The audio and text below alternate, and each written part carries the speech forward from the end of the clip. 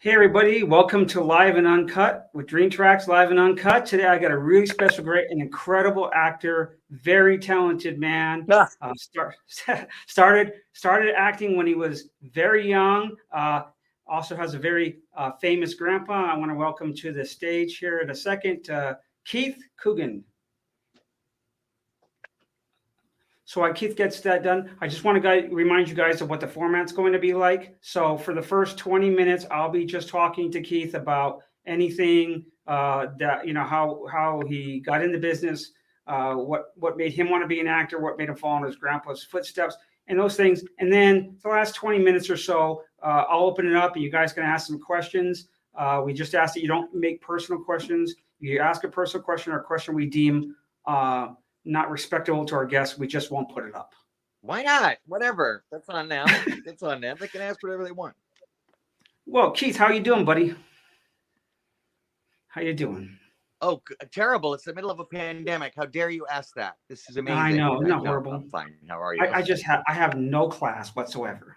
A teacher without class. How can you have that? None. But anyway, God, that's awful. Right off the bat. Just we longtime fan. I think you've done some great work.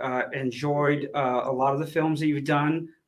You do come from a famous family of actors, but you have by all means left your own mark on this business, and it's really great to have you on the show. I appreciate you taking your time.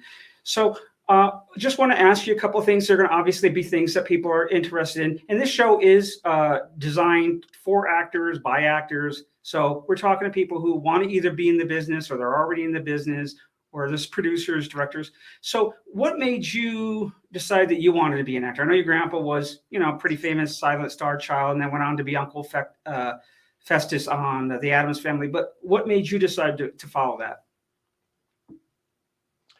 attention, neglect, and abuse.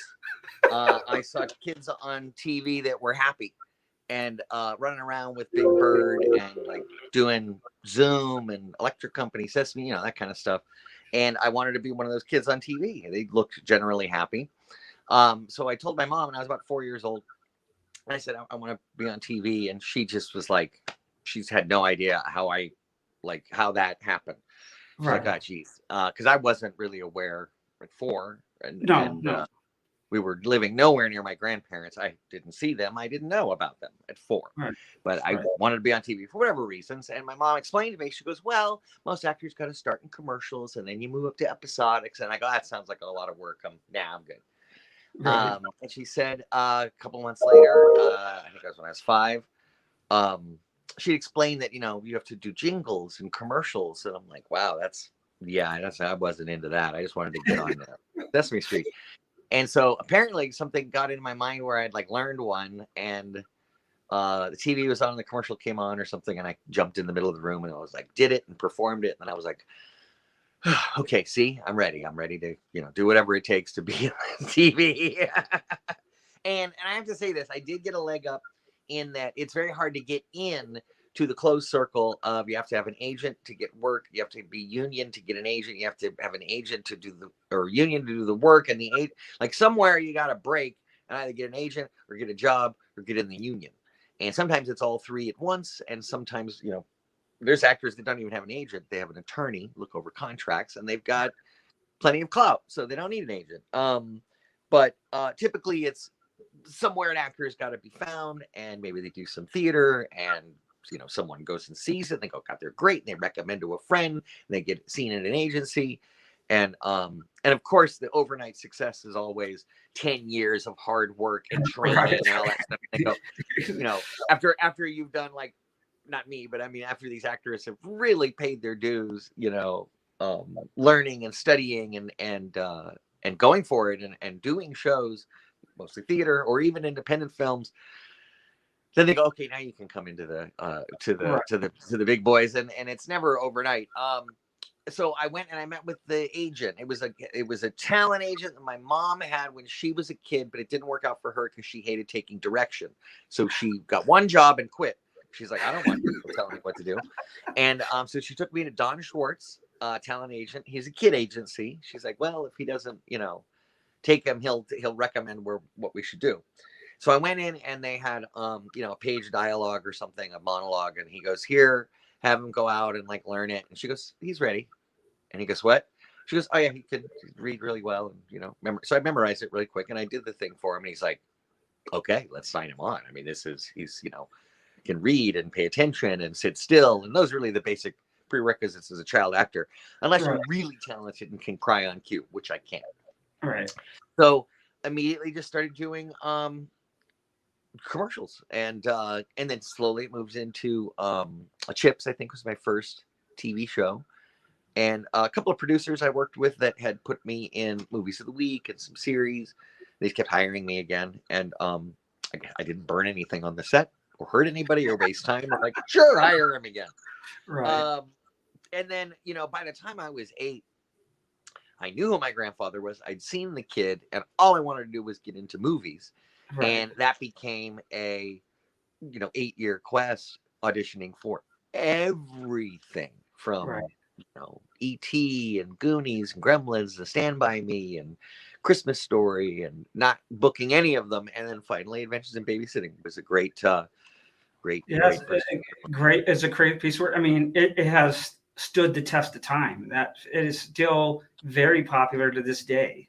I mean, I got a lot of young people. People are born in the 90s or early 2000s. They're like, I say, yeah, my guest is going to be from Adventures in Babysitting today. They're, oh, I love that movie. So it really has stood the time.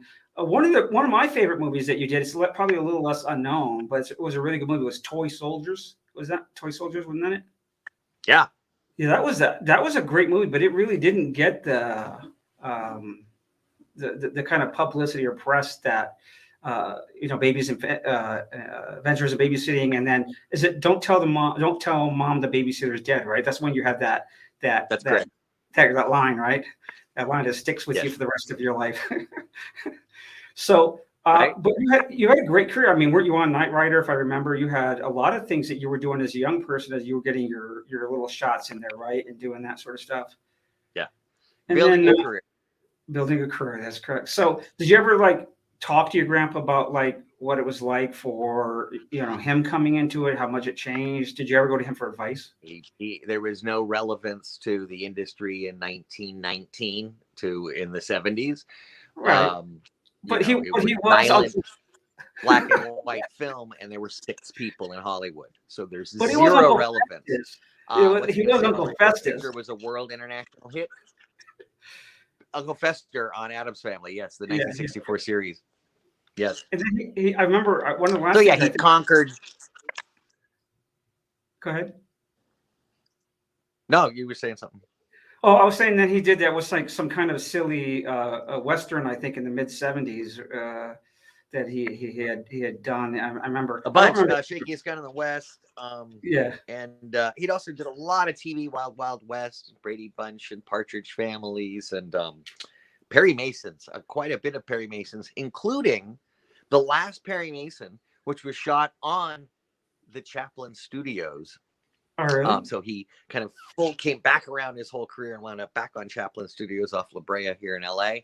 But he was, older and playing a prop man on who switched the gun bullets with real bullets, something like that.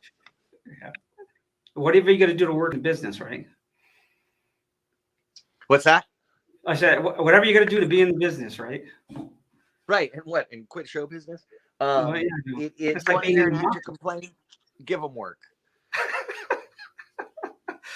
So you landed Adventures in Babysitter. That was a great movie. It was a great movie for you, and then you followed it up with Don't Tell Mommy That. But you had that great film that you did that was actually an exceptional film that you guys shot. I think you guys shot in Africa, and it was a really good film. Yes.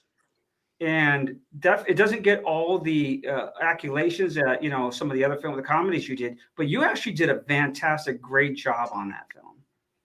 That was really well done for the child actor for a child actor that you carried that story very well. I mean, it really. They just wanted someone who wouldn't have a total breakdown going off into Africa to shoot a movie in 30 days with exotic locations, children, and animals. We had a bet between the grip department and the director. You're not finishing this movie in 30 days. He's like, no, I could do it. They just didn't believe him. So he had this really thick beard and mustache and a brand new infant baby daughter that had to stay back in the States. And they said, well, if he goes, what was it? If we make it, I'll shave my beard. And they're like, really? You'll shave your beard off if we do it in 30 days to encourage the crew? Well, dang it. If we didn't get the movie done in 30 days, this is 5-6 day work weeks. And we're living in tents on safari while we're shooting this movie. They did it. They got the last shots off on the last day, and they're about to send the film off on the plane to go back. And he wouldn't shave his beard. So the grips held him down and shaved his beard off and his mustache. He said he flew home and his baby daughter cried because she didn't recognize him. She'd never seen him without the beard. Yeah. But yeah, that was a good lesson in well, it was Robert Halmy who produced it, and he was known for these grand, around the world, huge casts. And so he was able to keep it all together. It was a lot of East Coast crew and a lot of European crew that had worked together on some things. So they were ready to go in there and snap this out. It was amazing to see to be as far as from Hollywood as you possibly can and still put in a theatrical picture. And that was still in the days when, cameras were still pretty big and bulky and everything was film and it was switching. Yes, but if you look, there's two basic camera systems, and actors should know what they're working with and how they're shooting and what lenses they're using and the film stuff. You should know all that. You should know. I mean, you want to know your stage before you walk out onto the stage. You got to know how big the house is. Is this 100-seat house or is this 1,000-seat house? Those are things actors should know when they're going out. Did you paper the house? Is this a bunch of seniors from the center that you drag over on a bus and nobody's paying for the show on this matinee on a Sunday? Or is it absolutely sold out? We're standing room only. We brought out folding chairs. We're blocking fire exits. You need to know the conditions that you're shooting. So Cheetah was shot. There's Panavision and Aeroflex. Panavision is laser etched platinum gates, film gates, and huge bulky cameras and magazines. And if you need to fix them, you do need laser guided equipment. They have to be sent to Panavision. There's only 3 spots on the planet that can fix Panavision cameras. You send it to Tokyo or UK or New York or LA, something like that. Aeroflex, the other camera, is very simple. It's made for work on the road. You can fix it with a screwdriver and a flathead screwdriver and a hammer, and you can fix this camera. If you look on best cinematography in the Oscars over the years, 9 out of 10 best pictures are shot with Aeroflex. Why? Because that's the camera you drag to the mountain vistas, the 10 Years a Slaves, the 5 Days in Tibet. It's always a number. Those are the movies that you take to those extravagantly crazy shots. And so you'll notice that Aeroflex are the ones that win most Oscars, even though Panavision technically is like a more high functioning system. But it lets you know how much downtime you can expect as an actor, how long it takes to reload it, whether they're working with prime lenses or a zoom lens. Prime lenses have to be taken completely off the camera, and then a new lens has to be it. Zoom lens, they can just go and boom, they got a whole new setup. So that can affect your concentration. Yeah, it's weird. But I love all of that because I think that film is a collaborative medium, and it brings together art and paint and dance and movement and music and writing and lyrics and editing its own. That would be a great course, is to give acting for editors, or acting keeping in mind how the editor works, what they're going to do with your footage and your choices. And there are certain bad habits actors fall into that editors have a hard time working with. And they're like, if you want that to be seen, it's better to do it mechanically this way, just for the editor's sake, so that he could use it and put it into the picture. I think that movie was called Cheetah, right? That we're talking about. Which one? The one in Africa, wasn't that called Cheetah? Oh yeah, Cheetah.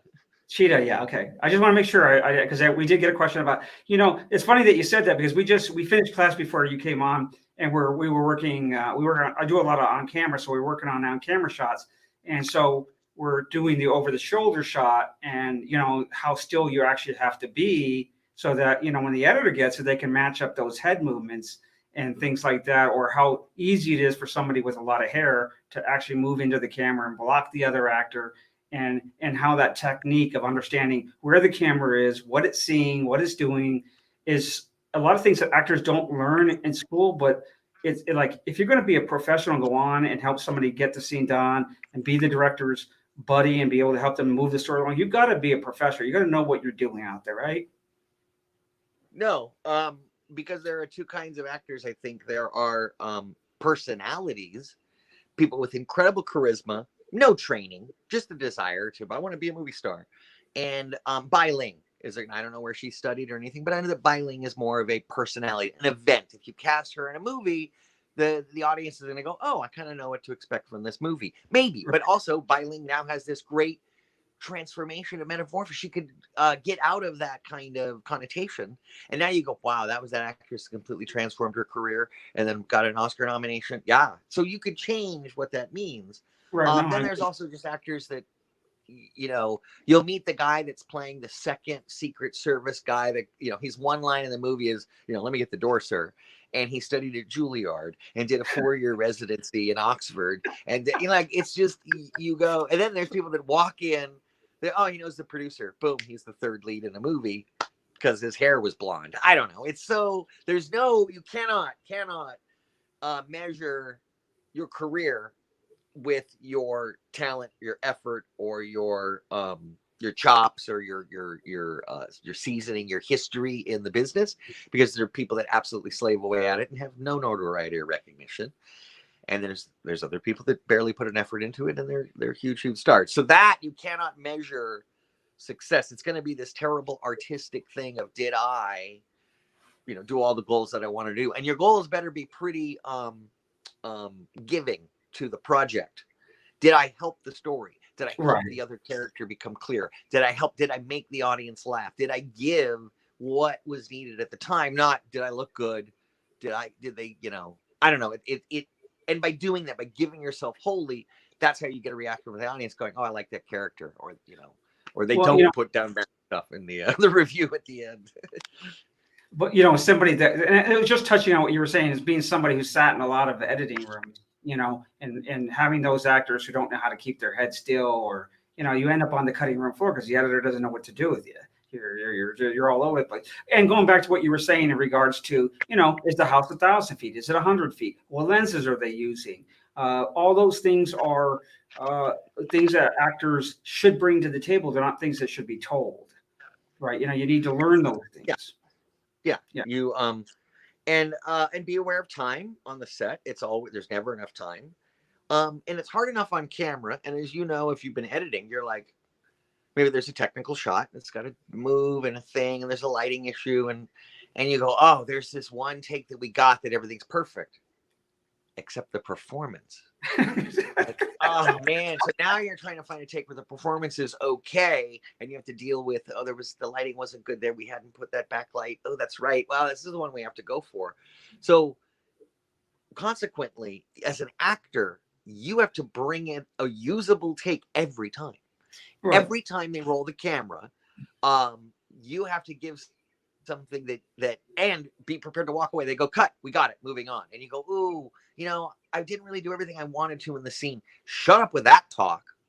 Right. I mean, unless you're Fassbinder and you're working, you know, closely on hunger, and you're like, oh, you know, page 7 of the 20-page monologue, I could have been deeper here. And this is all you're doing is going for the emotionality. Yeah. Load up that camera, do another 20-minute take. Hunger has this incredibly long, emotional take where he plays a Irish prisoner on a hunger strike. And he's already lost all the weight physically for the role. But then they do this, no cuts, just one take while he kind of confesses and everything. And it's a tour de force performance. You're just in awe at how wonderful it is.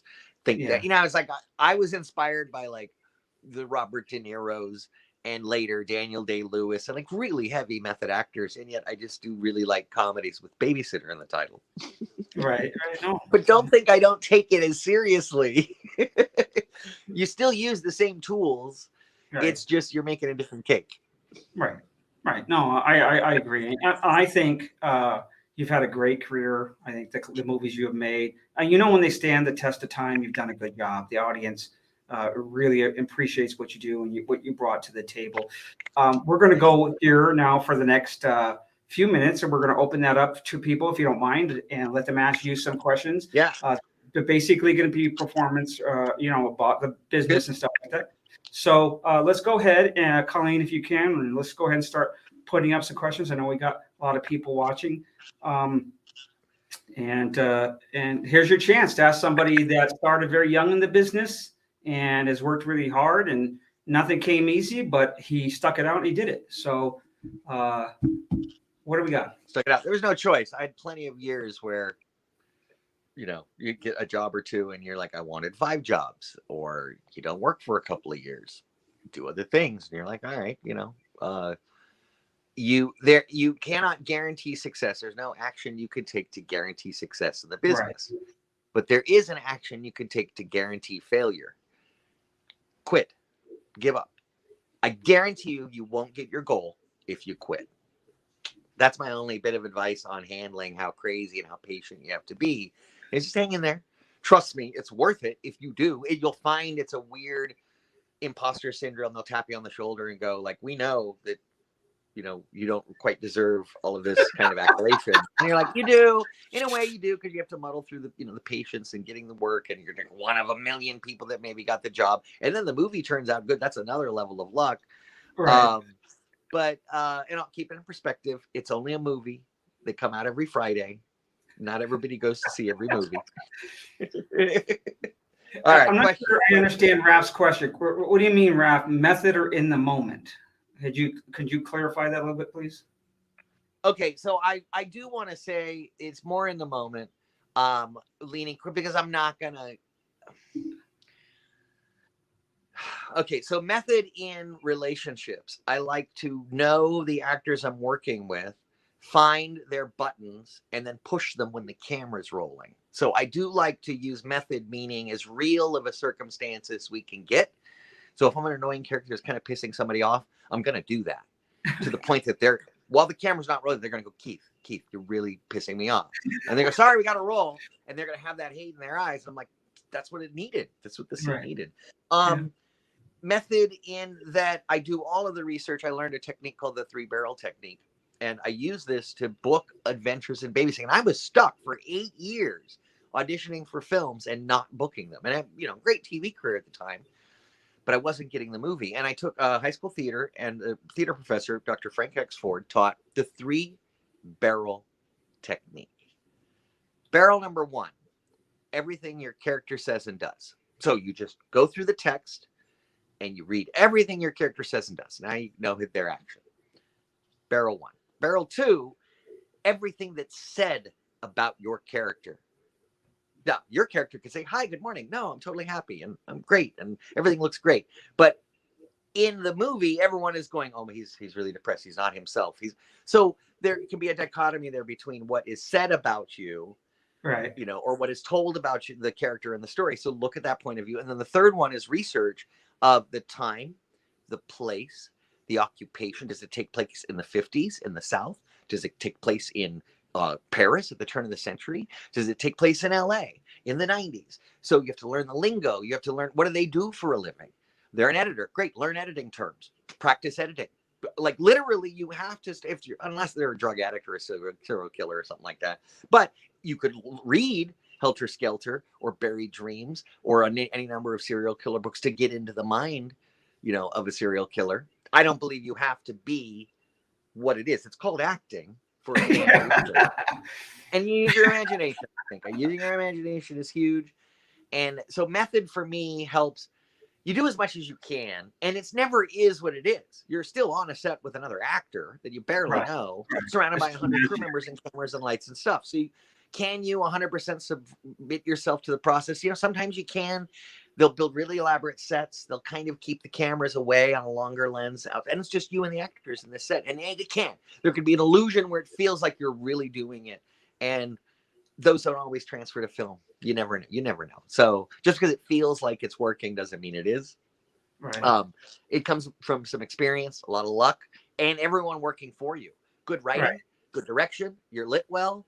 You're boom, and you stayed in the pictures of that. Make 3 friends when you get on a movie. the writer, so you have good words to say, the cameraman, so you look good on film, and the editor, so you stay in the picture. Right. That's right. That's right. That's great advice. That's really good. Thank you, Ralph, for that question. Connie, do we have another one? What did you do that gave you the most opportunities in the industry? Education. I got a early and heavy education. I took all AP classes in as soon as I could. So by 6th or 7th grade, I was already doing high school stuff. I graduated high school at 16, which in California gives you the right to work as an adult. You don't have to go through emancipation. You're not divorcing your parents. You're just saying you don't need a set teacher or schooling on a set. Because, you know, the Coogan Act, my right? grandfather's law, children Right. get 3 hours of school a day. That takes them off the set for 3 hours.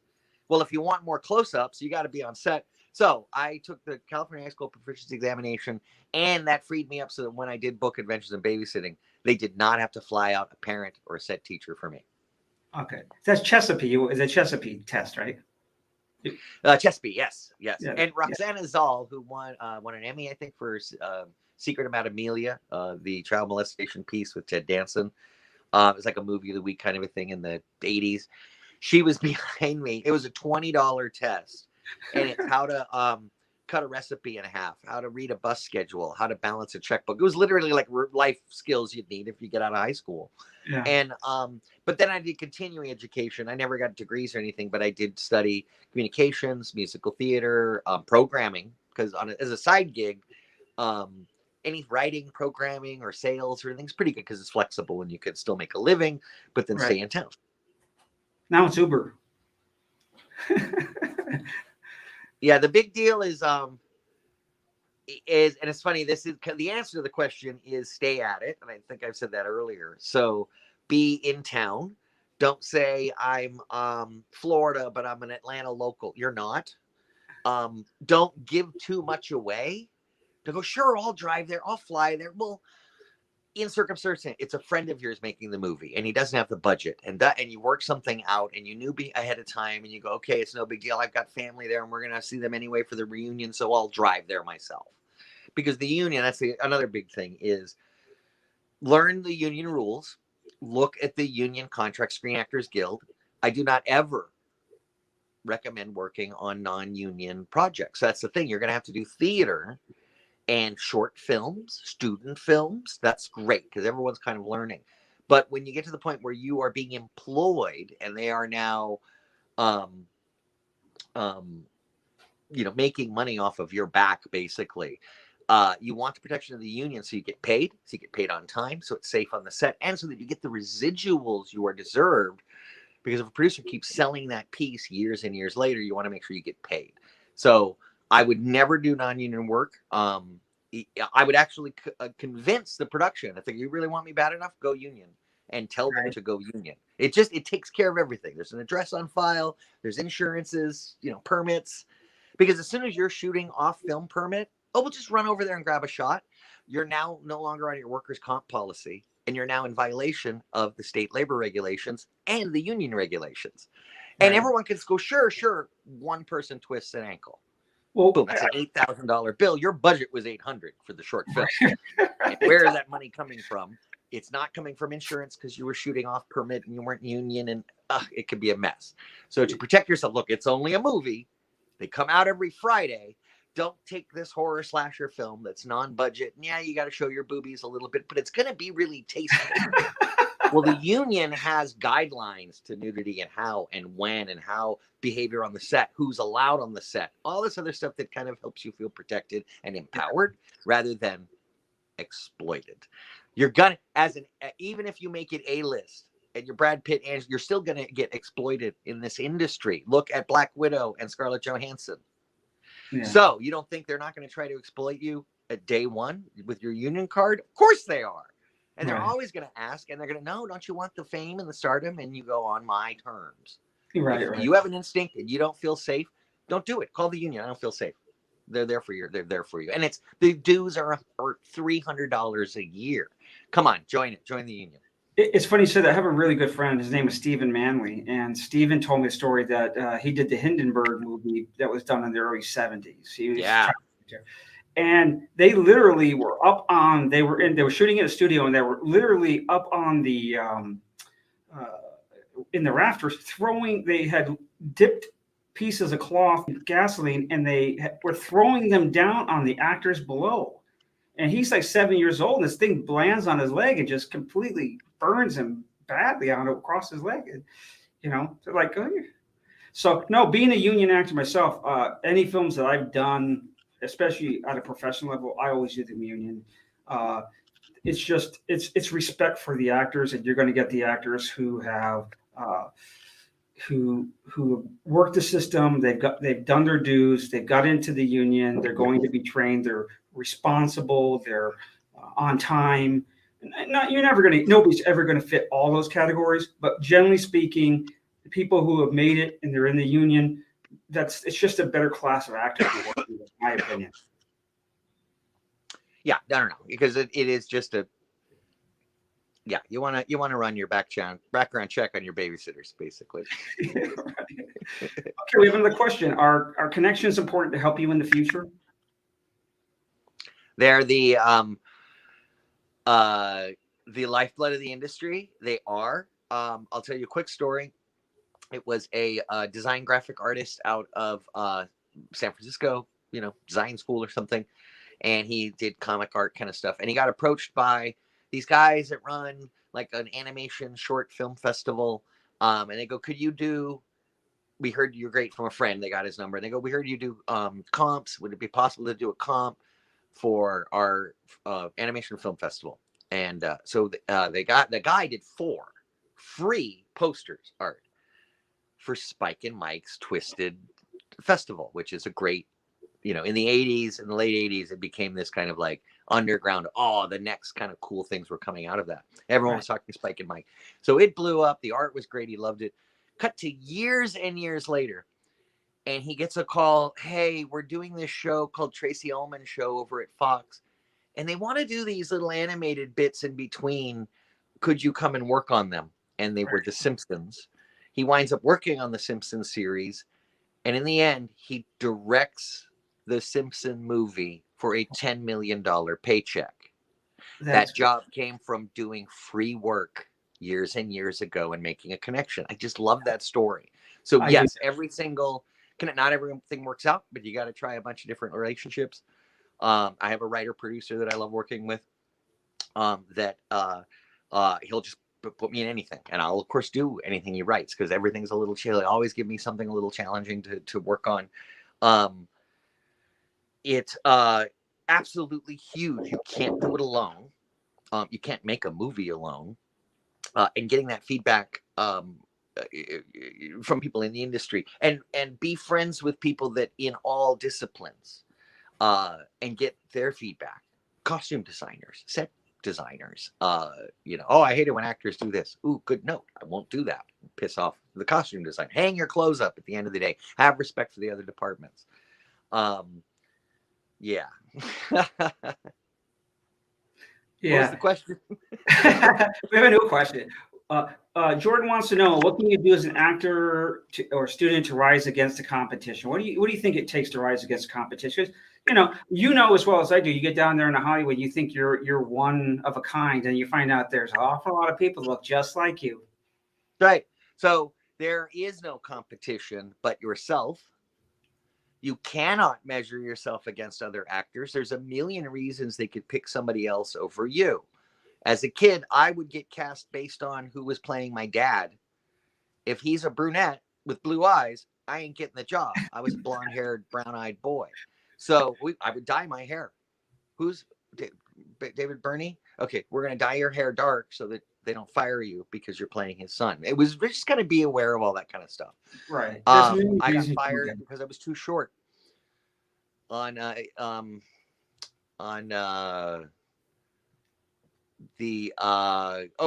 was a Norman Lear show.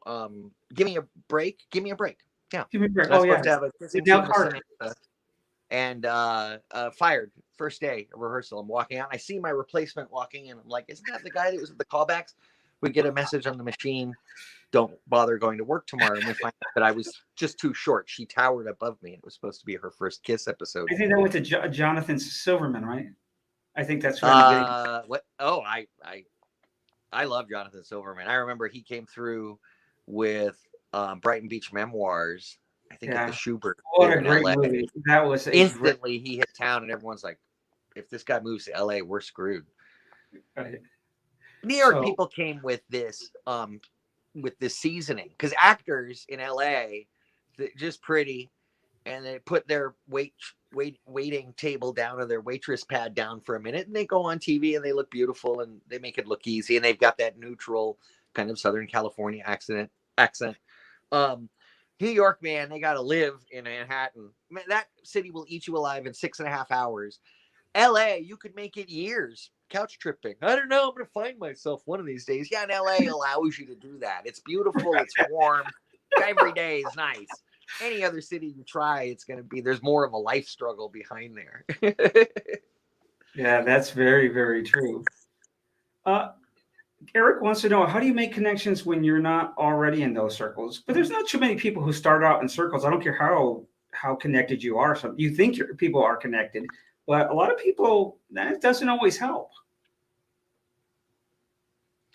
Right. So if you didn't establish connections in high school or college or kind of your first acting classes, because I think that classes are a great way. There's lots of other students. Maybe you connect with somebody, 1 week randomly, you get hooked up with somebody and you go, they're a really good scene partner. I got to remember them. And then you're at a job and they go, do you know anyone who fits this? And you go, not only do I know who it would be, I'm going to grab them. And that happened on Full Metal Jacket. They asked Matthew Modine if he knew anyone for the Gomer Pyle part. And he goes, you know what? I take class with this guy. And it was Vincent D'Onofrio. And it was only because Vincent D'Onofrio was in a class with Modine that he was suggested for Full Metal Jacket. So connections are absolutely important. Everybody, the PA, the AD. I've been connected with people that are so humble. They're so they don't really say who they work for and stuff like that. They're like, oh, I'm somebody's assistant. Whose assistant? They could manage a venue, the local comedy club. Knowing that and knowing them, and then you see a name that you want to talk to, guess what? You could get in the green room backstage because you know your friend who runs that club. So don't just think other actor connections. Think filmmakers, think film labs, think, equipment, trucks. God, you need trucks when you make, every little connection that and sometimes they'll present themselves. I remember I was working on a short and I was really into the camera gear and the guy goes, oh, that's my package. I'm like, cool. And he goes, yeah, I rent the whole thing to them. Cranes, everything. And he comes over and it's a little cube trailer that goes on the back of a truck. Little. It wasn't big. It was like 8 foot by 6 foot. And inside was all the gear you would need. So you keep that guy's number, right? Right, absolutely. It's his. He's not a company. He can decide to give it to you, lend it to you, rent it to you, sell it to you. So, and don't be too clear on what you want. It never is what you think it is. And while you're going for this other thing comes up and you go, I might as well try that. I wouldn't turn down any projects, even if it looks challenging or you go, I don't really believe this is for me. Try it. You don't know. I was told that I couldn't audition for Don't Tell Him the Babysitter's Dead for that role. I was up for another role, the Josh Charles Condog Boy role. And I just didn't listen. And I didn't crash the audition. I talked to the casting director after auditioning for the role I was supposed to audition for, and it was milquetoast. I said, is there something I could show you? And I'd already prepared this with the wig and all that other stuff. And with permission, she's like, okay, sure. Anything. And I'd already established a relationship with the casting director. So, just being on time and being as prepared as you can and getting out of your own way, that's the competition. You cannot hold yourself up to anybody else. They have a completely different background, a completely different path, a completely different journey. Just because you think they might be right for the part or that you're right for the part or not, you could have a bad day. They could have a good day, vice versa. It could be the lead actress is 5'2", so we can't hire a guy that's too tall. Boom. Right. And then I'm short Hollywood. So yeah, the connections are absolutely huge. and you and challenge people, dare people. If you're sitting with a friend and you're like, yeah, we should do this, you go, when? What day? When are we shooting? What? Set a start date. Wow, everything will come together by that day. Trust me. Go to people. If someone goes, yeah, maybe we should do great right now. What are you doing? How late are you up? Let's go. Challenge you. I read a story about J.J. Abrams and Tom Cruise. They'd found out they were going to be working on a Mission Impossible together, and Tom Cruise called up J.J. Abrams, and he's like, well, got any ideas or whatever? And he's like, well, I have some. He goes, why don't we work on it right now? And he's like, okay, come over. Went over. It was a 3-bottle of wine night, and he broke story on it all night. And like by the next morning, they were on the exact same page how they're going to get. Because movies are like pulled out of your butt. Something that didn't exist before. And you got 100 people that you got to all get on the same page, the script, and knock this thing out so that it's deliverable and entertaining and sellable to the studio. It is the most cost prohibitive art form on the planet. You want to paint a painting, I can give you $100 of art supply and you can be painting this afternoon. You want to write a song, I can buy you a $65 guitar and teach you how to write a song, and that's nothing. Dance, couple of shoes, maybe a stage. Movies take the writing, the building of the sets, the lighting equipment, the sound, the camera department, costumes, all of this stuff. And then it has to be edited and, post-production and read the credits. Everybody's working just as hard as everybody else at their maximum full capacity. And appreciate the team effort. So even when I'm on a movie, if there's 100 crew members, I'm just one of the crew. I just have a different role on the set. So I better focus on doing that part as hard as the costumer is on making sure that stuff's clean and ready and matches, the last scene, all that other good stuff. That's really great advice. I mean, that's fantastic. Yeah, I always kind of compare it to a dance. Everybody's doing their part in a dance and the choreography, and that's what makes it all come together. The actor doing their part, the director doing part, their crew doing their part, everybody doing their part, and that's when you come up with a nice project. But no one person can make that happen all by themselves. And anyway, we got another question. It's pretty long, so maybe I'll just let you read that or answer it. Can you see it? I can't read that. Go ahead and read that out loud. That's too small. One of the things that stands out between a good actor and an okay actor is blocking and their attention to detail before the season starts. Is that correct? Doesn't the director notice that right away? Interesting question. On theater, I learned from Timothy Busfield and his brother Buck Busfield. They run a theater company up in Sacramento, B Street Theater.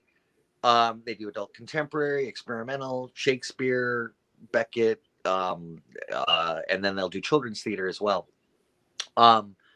Is that sometimes upstaging, you don't always necessarily are presenting right to camera or the audience. Sometimes you upstage yourself. Sometimes you throw something away, or you are withholding, and the character might be turned away from the audience and doesn't want to talk about it, and then can turn around and have a confrontation. So film blocking is actually the last thing I would worry about. If you're playing truthful in the moment, you're going to have an instinct where I am trying to shut off and not talk about a subject with somebody, and I'll turn away. Now you'll hide your face. You'll touch your face. Listening is huge in blocking. Not blocking, but when you're listening, it just gives the editor such a great chance to cut away from the speech and back. And especially if it's a long speech that's got emotionality in it, they might use part of one take and then part of another for the person who's speaking. To be able to pull that off, we need a good reaction shot, a good listening shot. And that's what I love to give. I love to give editors cutaway choices where they're like, oh, that look was great. We got to put that in there. They're like, well, we hadn't planned on it. They're like, but you get a laugh. Just a quick cutaway, you can get a laugh just by the look on his face. So don't worry about blocking so much. They'll tell you, hey, turn a little bit more. We need to see your face more. But unless you have a really good idea that you're like, actually, I think they're lying here, and I think they're trying to block and like obfuscate. And it all comes to the writing. When you want something, you're going towards another character. When you're resisting that, you're trying to get away from somebody. And that the way that stage blocking, it's so funny. Theater is so great for learning how to be great on film. Yeah. Theater, really. You could do a 6-week run, 8 shows a week. And maybe one night mid-run, there is a moment where you go, oh my God, that rang true. And it's less than 10 seconds. You're yelling at the girl and the thing, and the effect goes off, and the audience loves it, and it's the end of the act, and you're like, oh, that worked. Oh my God, that was the best we've ever done. Are we ever going to do it again? I don't know if we'll ever do it again like that. That was maybe 10 seconds out of an entire run. What's great in a film, we can catch that one on camera. Right. And now that's the only existence of that moment.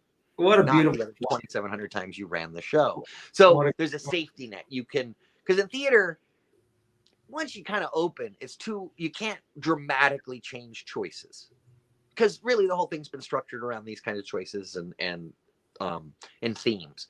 The director's built in there, and it's usually above the actor. You can't see it for the whole. You just see your kind of part in it. So you have to realize that, you know, maybe you're a little spice in there to help flavor it up, but it can't be too bold. When you take a bite, go, oh, all you taste is the spice. You got to know how it kind of fits in and support the story. I got cousins, not because I was the best auditioning. And they told me this mid-filming. They go, you got cousins because when you read with Ted Danson, he was the best. Okay, well, that's my job as a supporter. I love that. I'm like, I'll take that to the grave.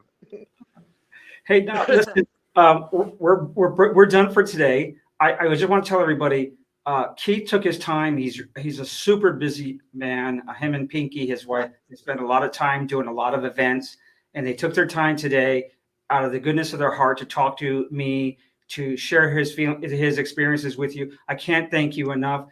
Keith, we're going to go ahead and close it off, but if you could stay on there for a few minutes, it'd be great. No problem. Colleen, go ahead. Questions, guys. That was really good questions. Appreciate it.